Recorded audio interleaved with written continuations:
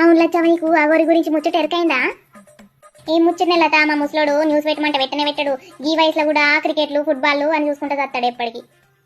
అగోరాట ఒక అమ్మాయిని పెళ్లి చేసుకున్నాడట. అమ్మాయి పేరు శ్రీవర్షినట. ఓ ఇక బాగా ట్రెండ్ అవుతుంది ఇన్స్టాగ్రామ్ లా, యూట్యూబ్ లా, ట్విట్టర్ లా, ఫేస్బుక్ లా. ఓ మస్తు ట్రెండ్ అవుతుంది.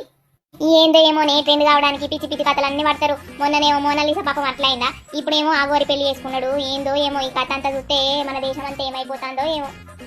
గట్లనే ఉంటది లచ్చవ్వ, ట్రెండ్ కావడానికి ఎంతకైనా బరిదెగిస్తారు.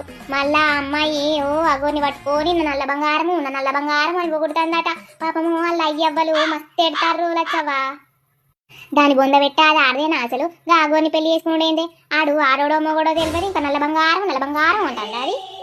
అంతకు ముందేమో ఆగోరి బట్టలు లేకుండా మొత్తం అందరి జనాల ముందు పిచ్చి పిచ్చి కథలు అనబడ్డది. మళ్ళీ ముత్యాలమ్మకు గుడి కట్టిస్తా అది కట్టిస్తా అని అప్పుడు పిచ్చి పిచ్చి కూతలన్నీ కూసింది లచ్చవ్వ. గట్లనే ఉంటది, జనాల కళ్ళ పడాలంటే గిట్లాంటి పిచ్చి పిచ్చి కథలు చేస్తేనే కదనే జనాల మాటలలో పడతారు. ఇక గిట్లనే ఉంటది ఈ వ్యవహారం.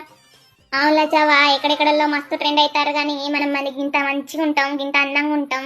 మన గురించి ఎవడు ఒక్క రీల్ తీయడు, వీళ్ళు మంచిగా ఉంటారని ఒక్క రీల్ తీయడు, ఏం తీయడు. మనం అసలు ఫేమసే కామైంది లచ్చవ్వ. మరి నువ్వు కూడా అగోర్లకి వేషమయ్యరాదే, నువ్వు కూడా మస్తు ట్రెండ్ అవుతావు.